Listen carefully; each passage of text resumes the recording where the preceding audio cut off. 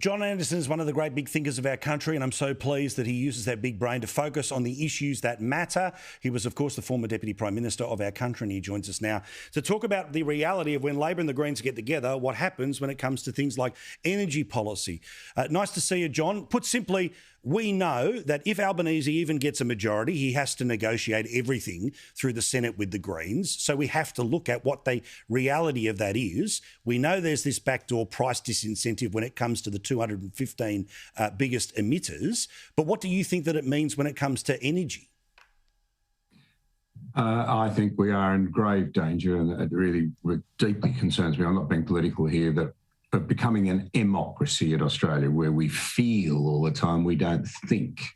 If we haven't realised by now that, in fact, the global environment we face is extremely dangerous, and if we haven't realised that you have to have a strong economy intertwined with strong and secure energy reliability and pricing and defence, if you are to achieve any of the other indulgent things we want to do, we are in deep trouble. And Paul, I'll tell you something that worries me even more.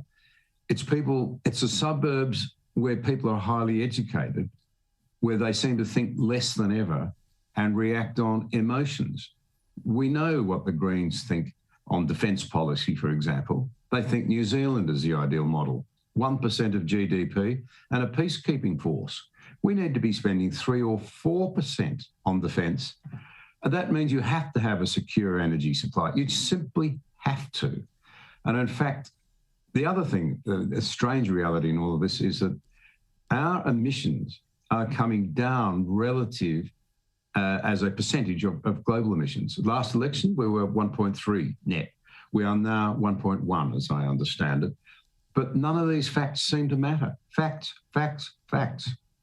Now, also today, when you saw the offering of Anthony Albanese, the presentation, what did you think of the priorities of which he was trying to talk about? It seemed like, again, it was about feeling, not about the big things that need to be done, because he knows that as soon as there's a big idea on the table, then it's going to get pulled apart pretty quickly.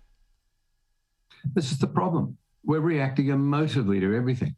And Paul, what really worries me is that I meet good Australians everywhere who've become cynical. They've withdrawn from a public debate. They're no longer a member of a political party as they always were in my day in regional Australia, and it extends to so much of the cities. You can't do anything with cynicism. I understand why people are upset. I understand people are frustrated. They don't think the nation's reaching its potential. But we now need to face something quite different. We are in grave danger.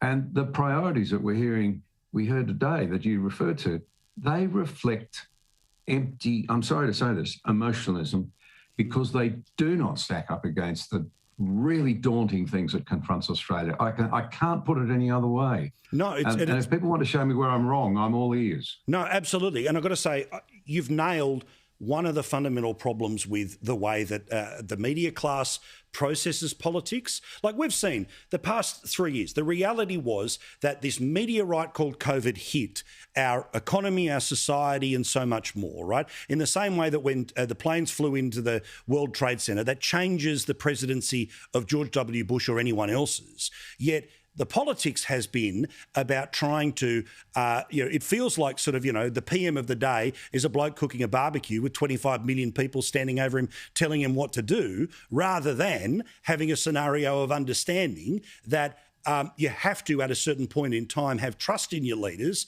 that, okay, they mightn't get every day right, but they've got some basic principles about trying to return us to a normal. And on that score, hasn't the government done that with more people employed, with fewer deaths than other parts of the world? Haven't they done the fundamental thing of reacting to the meteorite that hit us? This is my point. We've allowed cynicism to overtake. You can't do anything with cynicism. We need good people who are thinking clearly to say Australia is still in a surprisingly strong space. That has not been the result of Green or Albo type policies. And if the only debate in town should be who can best secure our freedoms going forward, you've got senior people right around the world warning us that we only have a narrow window if we are to ensure the safety of the region that we live in. 5 to 10 years they're talking about. The next 3 years will be critical. All I can say is the beg with people, especially in those leafy suburbs where they're playing with teals, and the teals will not tell them who they'll back, what their policies are, where they'd go on the economy, how they would secure reliable energy, how would they secure our supply chains, how will they fund all the things that we presume they want to do. Why are people with degrees and good jobs not asking the hard questions?